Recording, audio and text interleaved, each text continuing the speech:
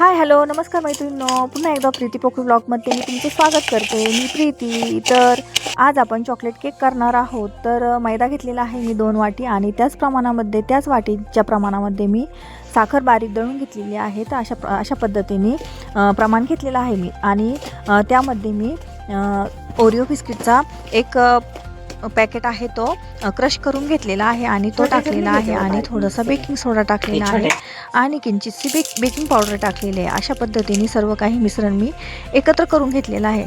तर थोडंसं क्रशच दळलेलं आहे, जास्तीचं बारीक दळलेलं नाही. त्यामुळे जास्तीचं बारीक जर दळलं तर चिकट लागतो तो केक. त्यामुळे थोडंसं क्रश दळलेलं आहे मी.